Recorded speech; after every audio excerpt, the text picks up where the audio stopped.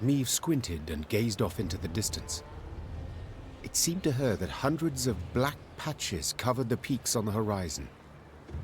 Once she had ridden up closer, she realized these were the windows of homes carved out of solid rock. Our pride this was, Sighed Gabor. Burra's Rump. A city carved out of mountain rock. Hundreds of miles of tunnels, dozens of steelworks, smithies and forges. Now, it's a vast lair to monsters. They ooze from underground, weave their nests, hatch their young, and when hunger hits them in the gut, they prowl down into the pass. Meve stood at the entrance to the underground city. The monumental gate, cast in bronze, lay on the ground, folded multiple times as a scroll of paper. Out of blackened windows oozed a stench of rotting meat and mold. The Queen bent an ear to hear water dripping, and, in the distance, a metallic scraping. A sound akin to chitinous scales rubbing against rock. The soldiers await your order, Your Grace, said Reynard quietly, as if he feared he would wake the beasts asleep in the caverns. Do you recall my words as we fled Lyria? Said Meve, turning to Reynard. You swore you would retake your crown, even if you had to penetrate hell to do so. Time to follow that oath. The Queen inhaled deeply and stepped forward, her sword raised and prepared to strike or parry. Moments later, it was swinging, biting, as the current tenants of Burra's Rump came out to meet her.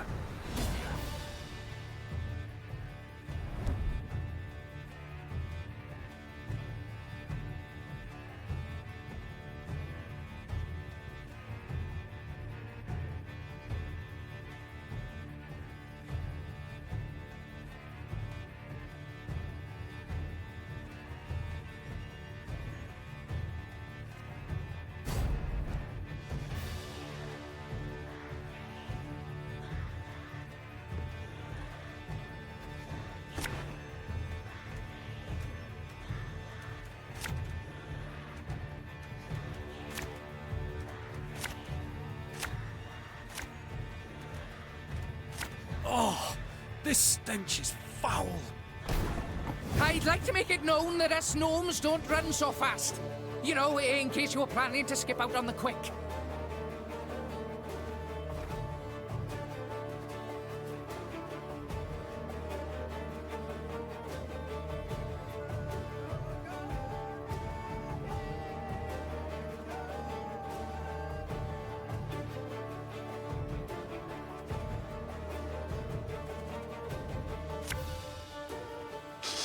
I smell a leak.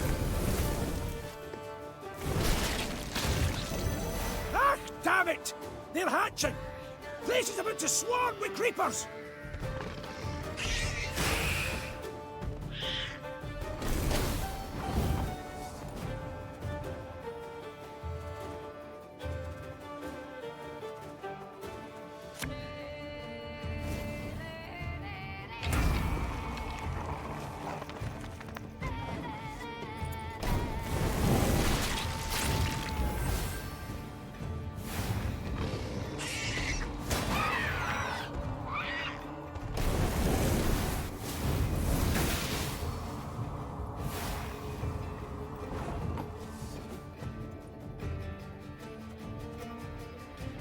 You mad? Don't shake that!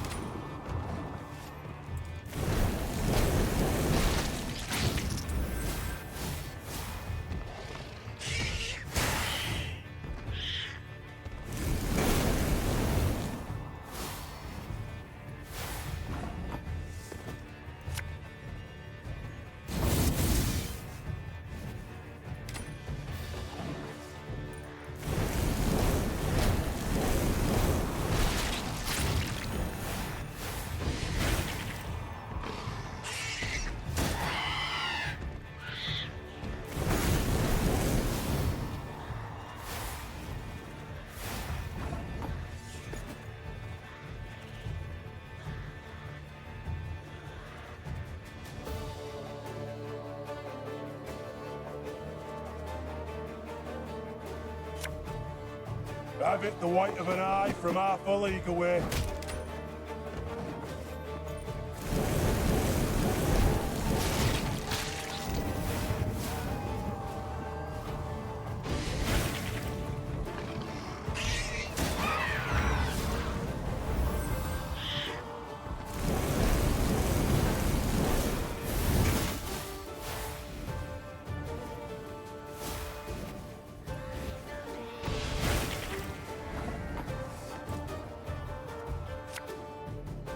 Left, right, left, right.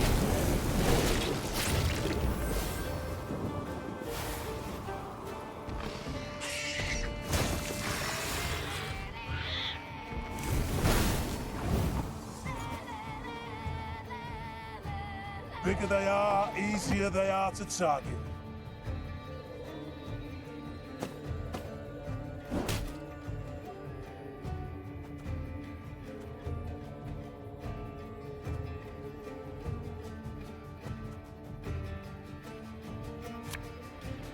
Her Majesty knows what she's doing.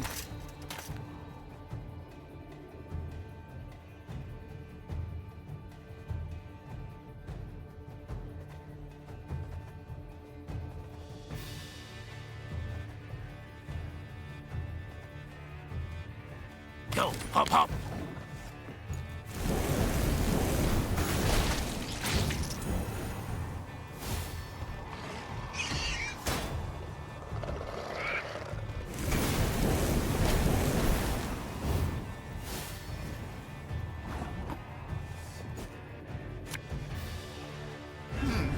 What? Oh, yes, I'm on it.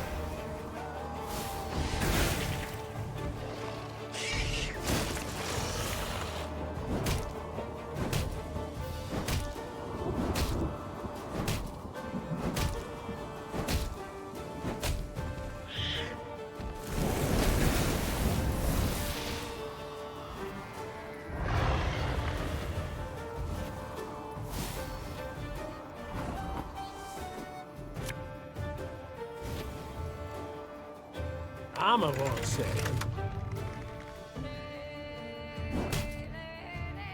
This could hurt.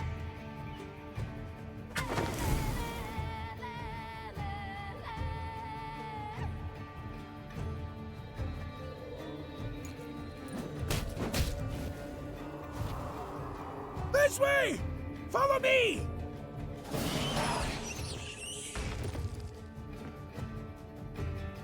Though wounded, Meve approached the Shaelmar, which lay writhing on the ground. She then ran her sword through its heart, finishing it. Yet so spent was she that she lacked the strength to pull her blade from between the plates of the chitinous armor. The beast near took me. She whispered. It was very close.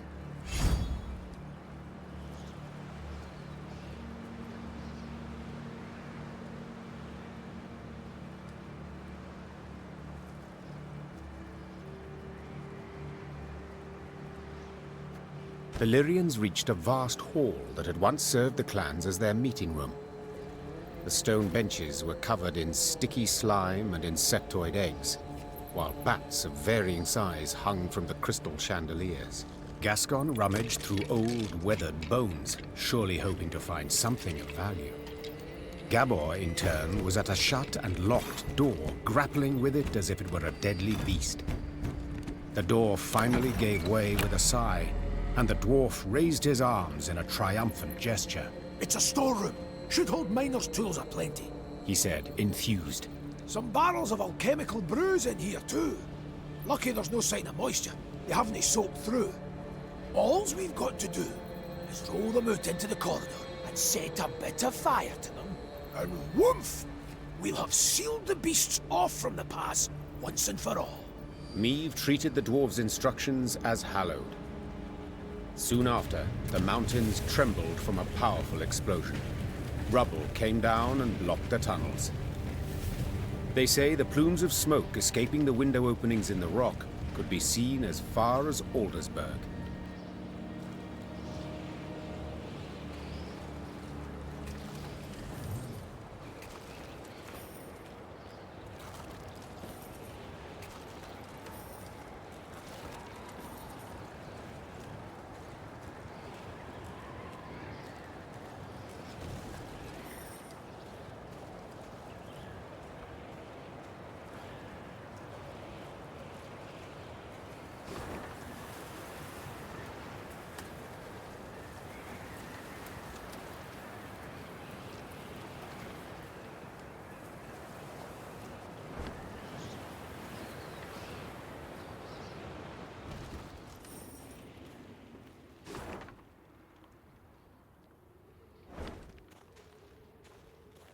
Dark clouds hovered over the horizon, and a strong gale snapped their banners.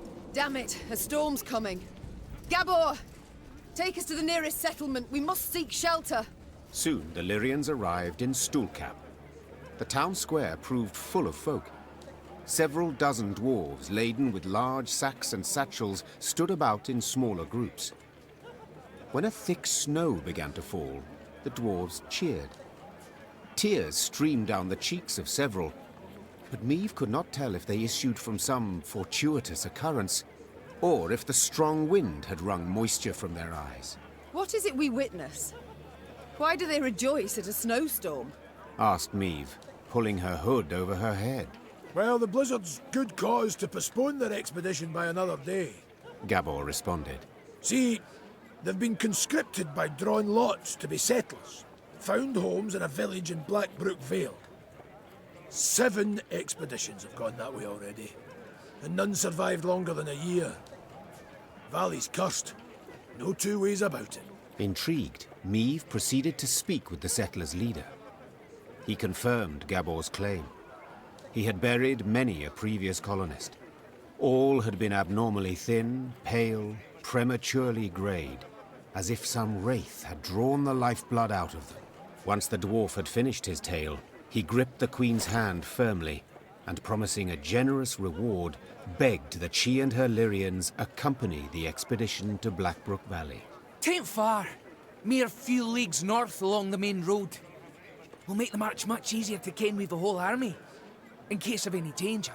I know not how useful our swords can be against curses and spectres, Said Meave. but leave you bereft and in need I will not.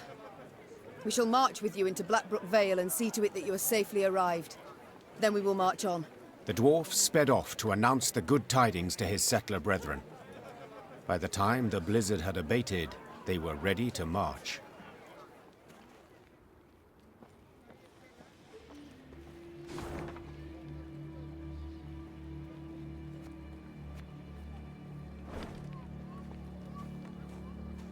Be bold. Take on challenges, risks even. But before you set out to do anything, buy yourself some proper insurance.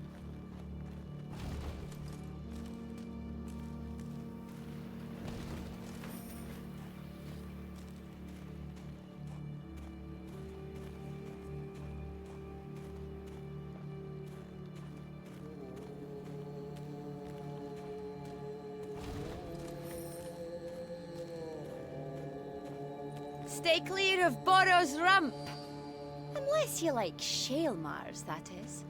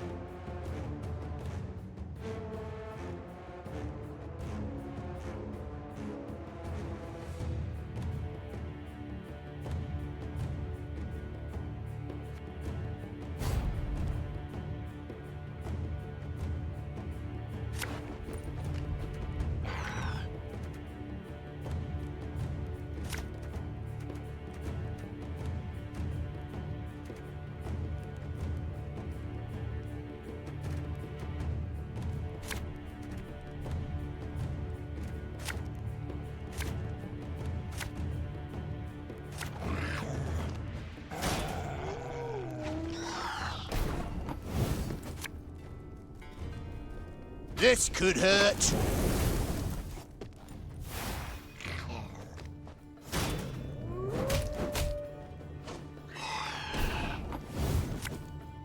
Watch your heads!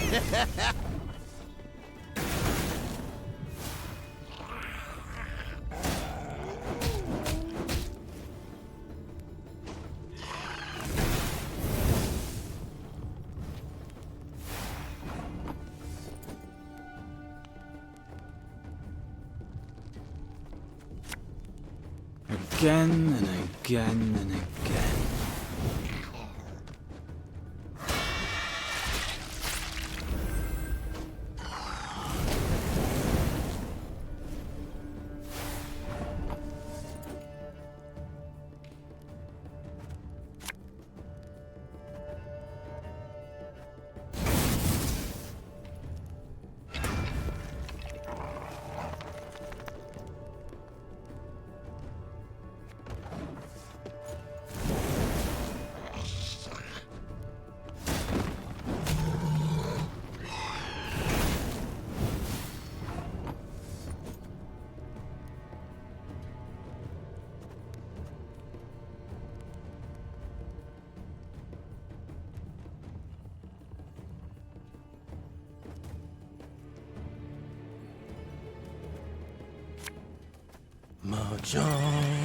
Mahjong.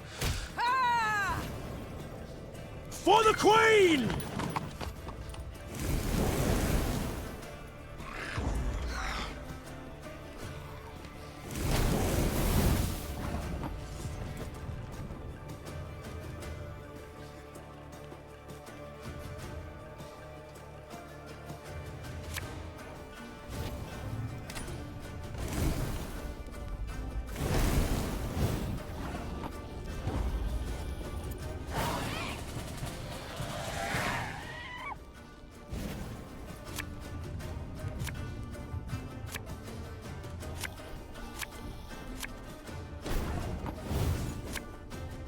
Catch!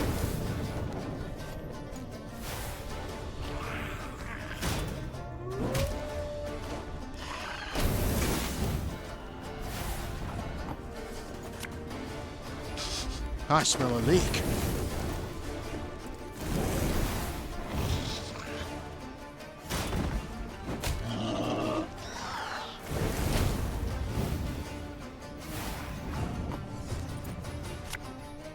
Hey?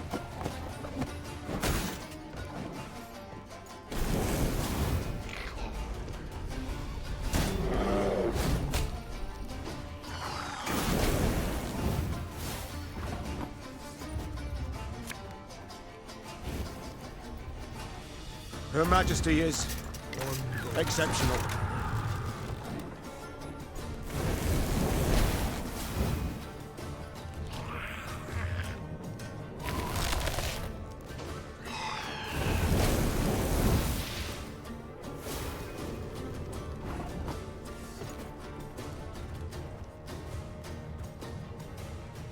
You mad? Don't shake that!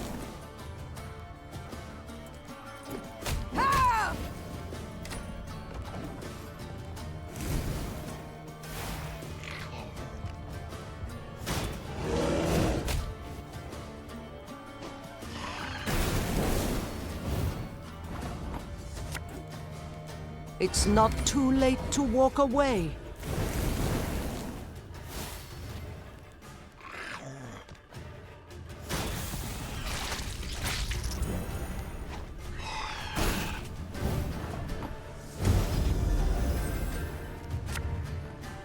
No time for that!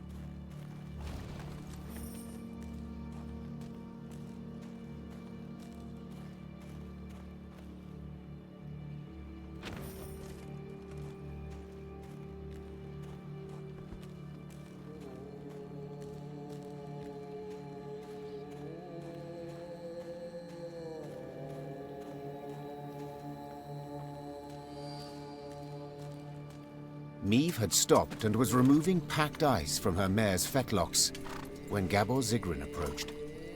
The dwarf squatted at the Queen's side, glanced about quickly, then started speaking in a barely audible whisper. Your Majesty, I overheard some folk talking in the smithy. Birdies claim there's treasure, true riches, in the hills near Blackbrook Vale, south of here. Stowed away there. And nobody dares go looking for it on account of beasts that have made their lairs there. But you've got a wee army behind you. I reckon you could try. Might be worth the risk, eh? The Queen brushed the snow from her knees and, raising a hand against the glaring sunlight, peered towards the mountains. Though tempted, she had doubts. To start, the rocky scree at their feet warned clearly of avalanches. I shall think on it, she answered, before vaulting into her saddle. Blackbrook Vale holds many secrets and many treasures.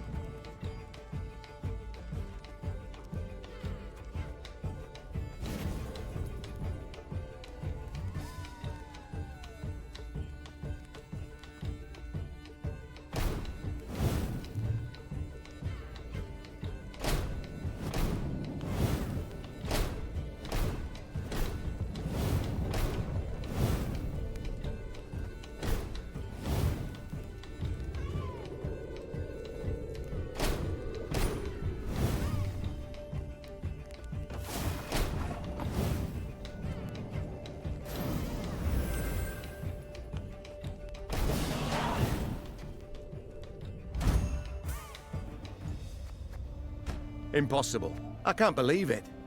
Gascon, he drank a dwarf under the table. I've said it before, I think, dear Reynard. You simply underestimate him.